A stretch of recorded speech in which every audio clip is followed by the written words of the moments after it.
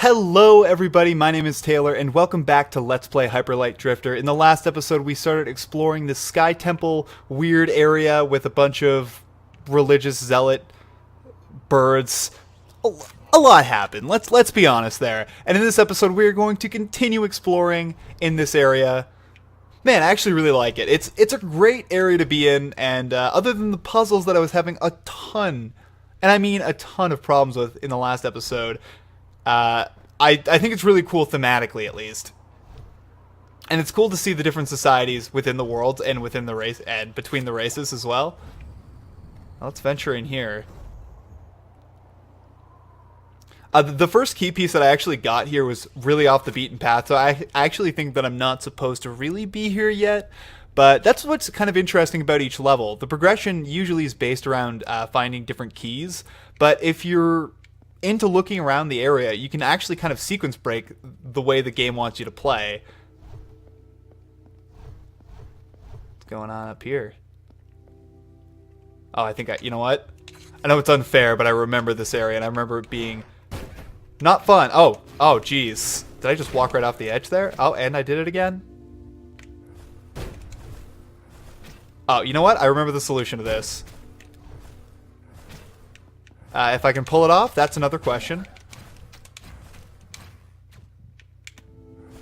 This is why having the deflectability is really good. And why not using it is really bad. So yeah, this is one of the main reasons I got the deflectability. I don't use it all the time, but there are some situations where it's incredibly important. There's two abilities that I find are integral to completing the game. And the dash ability like that is one of them, and the swiping your enemy's projectiles back at them is another. Man, this is just like an area that's focused completely on overwhelming you, as it did just there. All right, let's try that again. Yeah, no, it's weird because if anything comes from different sides, I get immediately overwhelmed. It reminds me a lot of, and I guess I'll go on a little bit of a rant. Well, not ramp. I'll ramble about this. So in the original Dark Souls, one of the very interesting boss fights was Ornstein and Smough, and the reason for that was not because like the boss is hard, and I mean it's relatively hard actually, because in the game Dark Souls 2. They kind of have a bunch of bosses that have multiple people in it, so you're prepared to handle that. But most of the combat in the original Dark Souls was based around... I really hope that I don't just keep dying over and over, but I feel like I really need to get some health packs. But yeah, in the original Dark Souls, you were so used to fighting one-on-one, and that's actually where a lot of the combat shined. And the reason the Ornstein and Smough fight was so difficult was because you had two people coming after you at once, which is not how the player was originally meant to think about it. So the player kind of got overwhelmed, and what is actually not that hard of a boss fight turned out to be one of the most legendary boss fights in game history, mostly because it was interestingly designed in that throughout the game, the player is mostly fighting single opponents, not multiple. So when you actually throw that in, it makes it feel a lot more difficult than it is. I'm gonna definitely not die here, hopefully, and hopefully make it just past. But that's what I think is interesting, and yeah, I get way overwhelmed when there's like way too much stuff on the screen. And these guys are definitely they're hard mobs, honestly. They don't have a ton of health. Not way more than normal enemies, but they definitely have a wide range of abilities, which makes them kind of difficult. I would say Crystal Dogs, not so difficult in retrospect, even though I had a tricky time with them before. But these guys are definitely a really great villain to fight.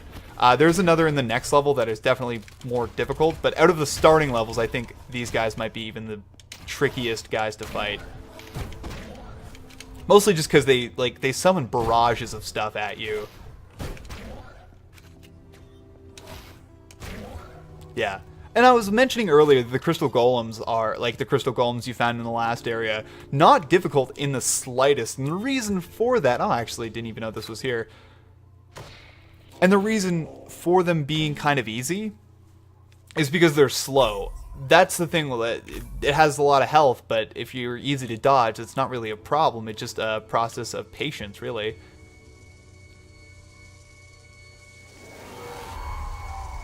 Oh, it's really loud in my headphones right now.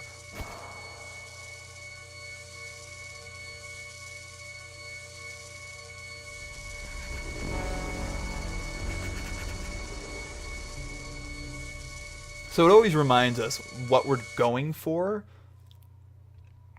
And I mean, like, at this point, I'm not even sure. Oh, wow.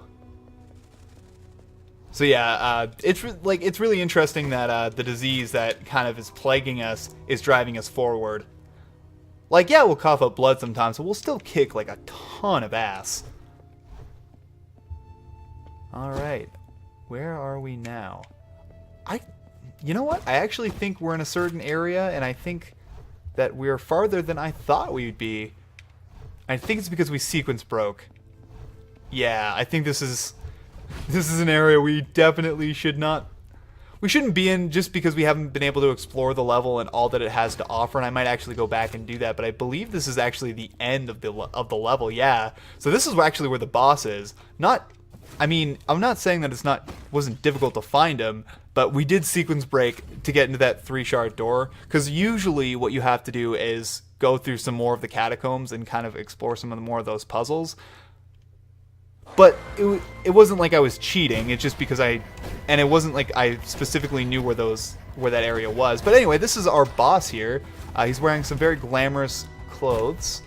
And this guy, I remember being kind of difficult. So he's like the Master Wizrobe dude.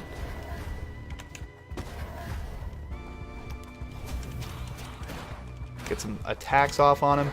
What's annoying about him is that I really hate these crow enemies, so having to fight an enemy that spawns them is really annoying. Okay, just remember to get as much damage off as you can. I remember this guy being one of the more difficult fights. I would probably rank him, out of the first 3 areas you can go to, the second hardest. The crystal guy was definitely the hardest for me. This guy was not a pushover, but definitely not easy. Okay, heal up a little bit. Can't remember how much damage those pink things do, but I do not really intend to find out. Alright, he's actually almost dead, and he is dead. That was easy. Surprisingly easy. I actually can't believe we're done already. Actually, it looked like when the head fell off, he had like a little alien body. I wasn't really paying attention that much. I was actually just looking at all the loot we got. And actually, now that we've defeated this guy, as you can see, there is his little throne area. And yeah, we've kind of, we've thwarted him in all of his little cohorts, so we're good now.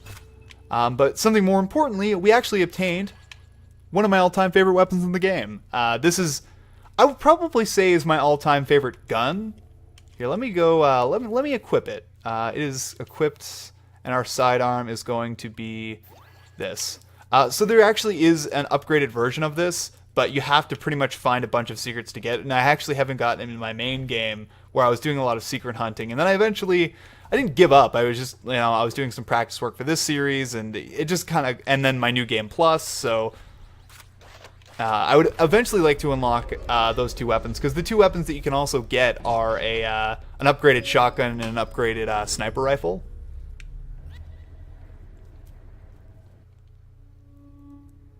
Alright, so we've actually completed this area, kind of. And when I say kind of, I mean, like, I feel kind of like I'm just jipping this area off because I missed, like, a lot of it. Like, that was really quick. Like, we only did this in 2 episodes, so we might go back and actually see some of the other puzzles just to see what the game kind of has to offer. Like, I feel silly to just pass it up. But, yeah, so actually, it's interesting because each of these feels like, because it seems like there's a lot of weapons. There's 6 slots, but honestly, it seems more like there's just 3 weapons. Like, there's the pistol, and the upgraded pistol is this bigger pistol, the one that I'm using as my main weapon right now. There is a shotgun, and there's actually another version of the shotgun hidden in the cat world, and here is the sniper rifle, and there's an upgraded sniper rifle you can find in the world. So actually there's only 3 kind of types of weapon, but we'll have to continue. I would say that the regular pistol is actually still valid into the late game. I actually use it to beat the final boss when we actually will eventually get to that. I actually didn't mean to teleport quite so quickly over here. I'm actually just shocked that we completed that so quickly. But there's more to do up here, which I think I'll actually go back and... I'm definitely flip-flopping. But let's see, there's gotta be more.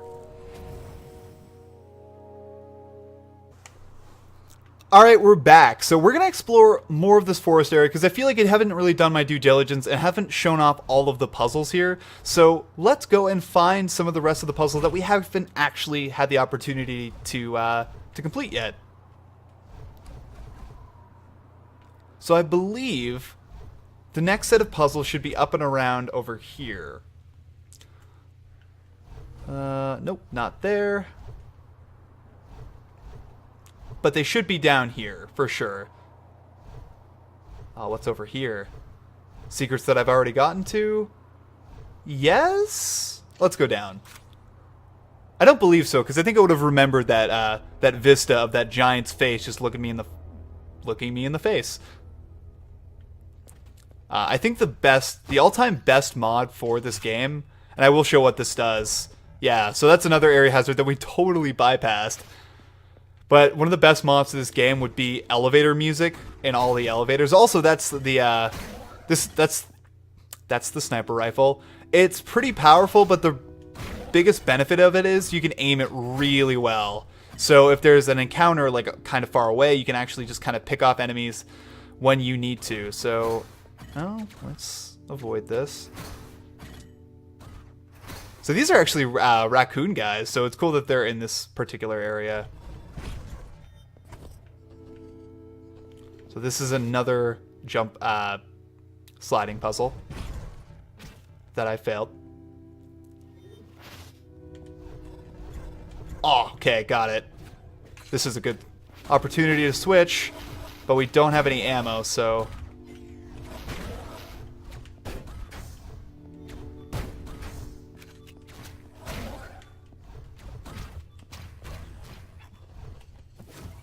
Make sure I grab this. There's such great opportunities to switch up your combat, because like now we have the 3 types of weapons, and we can do a lot of slides. It's a great time, honestly. Oh, what? Oh, snap! Found another key shard. That was actually kind of secreting off the beaten path there. I guarantee know where another one is. If we find a 5th one, I'm actually... No, we just found our 5th one. If we find a 6th one, I might actually try to go for all of them. Because it's not really hard. I remember this one being kind of easy to find all of them. I can't remember what the overall reward is, but the challenge itself would be cool to show off. These guys are definitely pushovers. Another upgrade that I'm thinking about getting is having 2 of those electricity bombs that I'm so often using. Yeah, it takes those guys out in one hit. And it also goes through enemies as well. So, it's a pretty huge powerhouse.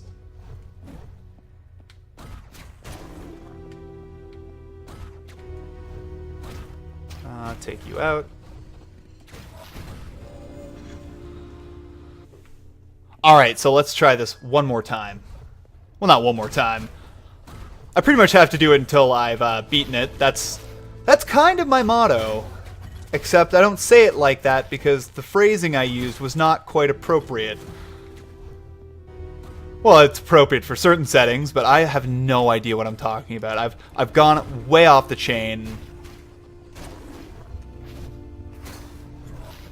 Okay. This is what I'm talking about, overwhelmed. This is their strategy. Like, oh, we'll just throw them all in his face and not have to worry about it. Okay, one of these has to contain a med kit. None? Okay, well, what's the point of having the space if I don't get to use it? Okay, so this is a puzzle that I'm actually not, like, this is a puzzle that I'm actually not like super against because there's no moving parts. There's no moving parts to fluster me. I'll switch to this weapon, which is a lot more sensible in this scenario.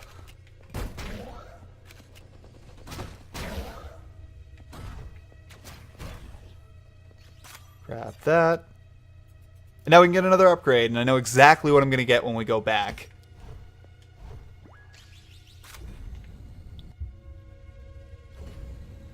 Alrighty. Wizrobe, get out of my face. Check yourself lest you wreck yourself.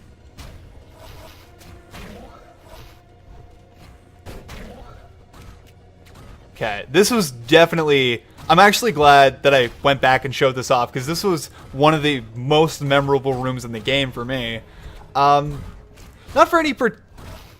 I just think it's interestingly designed. It's not... like particularly outstanding in a way that's like, oh, there was this really cool monster that appeared that was totally random and there was nothing more to it. I just remember this being like a very long room and a very interesting room as well. And the fact that the things keep coming out from the ground to change the way the battlefield is laid out. So if you die, you actually have a lot to lose. It's funny that the flying enemy died by falling. Okay, and this was a great moment right here. What is that? It's actually these guys. And these guys, I remember the first time I like went up against them, one-shot me because I didn't have a ton of health left. Stay away. But they're rocket troopers, so yeah, I guess there was a really cool new guy in here. But we didn't see them throughout the rest of the level because they're only in this part of the level, so I'm really glad I went back. But yeah, it was a really cool way to kind of do this. And once you defeat them, you're pretty much done the level. But I just thought that was so cool.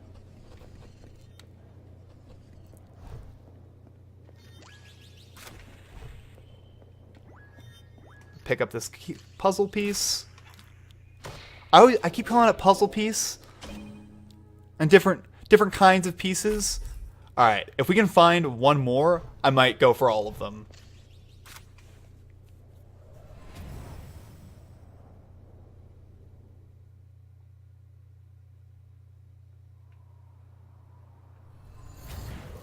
There's gotta be one more. Alright, so there definitely should be one more. Let's look around. We might be able to find it. And my sneaking suspicion is that it's going to be over here. Like, I feel like a majority of the stuff is going to be over here. I believe there should be one more pathway that we can go down. I'm hoping, at least. I'm just hoping. There's all sorts of hope in my heart.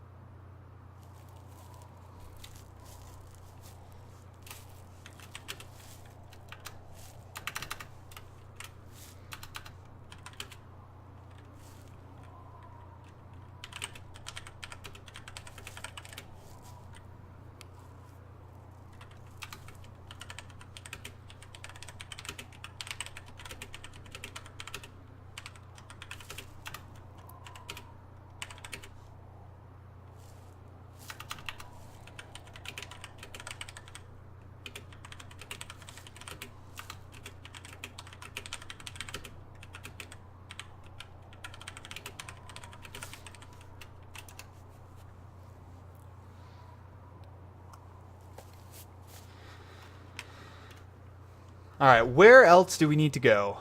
Oh, snap. Could this be it? Could this be where we need to go? Will Goku find Krillin in the Snake Way path thing? Who's to say? Man, I watched a lot of Dragon Ball Z when I was younger, but I never kept up with it every single night. But it seemed like Goku was on Snake Way for way longer than he needed to be. It's like, what are you doing, man? Just running along Snake Way the whole time? After I watched it, like, the entirety of it, I was like, oh, he was on it for, I guess, a long time, but yeah. It's also super fun to watch him, like, just blare by it when he dies again. What? Holy snap, we found the area from the first game. That's awesome. I actually had no idea you could come back here. That's something I had no idea that you could do. We could go through this area again. I wonder if there's anything... Oh, snap. What if I don't cough? What is over here?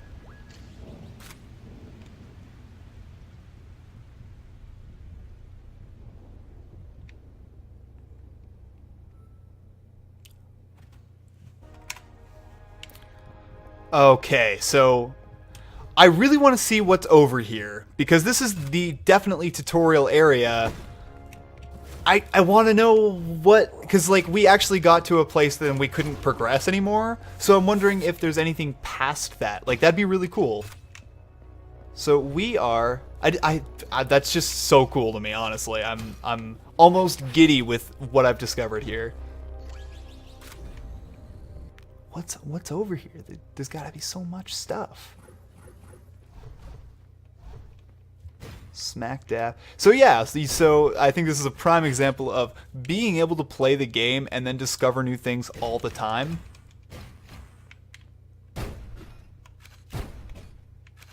All right. Cool. Cool sauce, brah. Cool sauce. I want to see what's past here. Because again, like if you guys don't remember, in the first episode, we pretty much copped ourselves into hysteria. I wonder what happens if you go back here again. Oh, it would actually be incredibly sick if this guy was alive again, but that's a pretty cool robot. I'm actually a big fan of robots in real life. Well, not in real life, but yeah. All right, so this forest area, there's gotta be something cool. I'm farming for secrets right now. I would laugh incredibly hard if we just started coughing again. All right, so again, this vista, very nice, but not what we're looking for.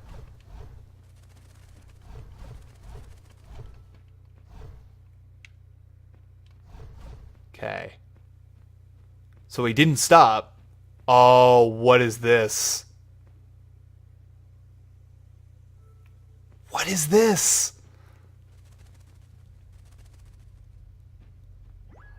Oh, stop it. What is this?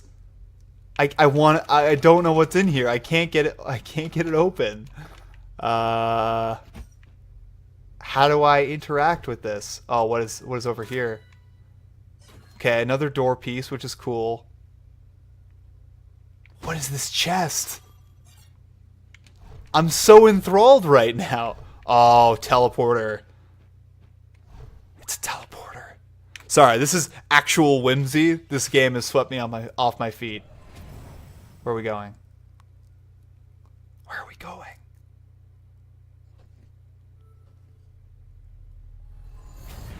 I'm legitimately incredibly excited right now.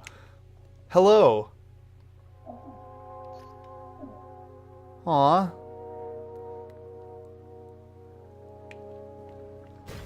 That's incredibly cute. So, man or lady with her baby, clearly hiding from the regular cult. Oh my god. That's... What? Mind blown, officially. So this cultist here... Was this the original cultist from before that we saw? And now that the curse is broken, he's there? That'd be actually really interesting. So if we take this back, I'm wondering if there's anything over there.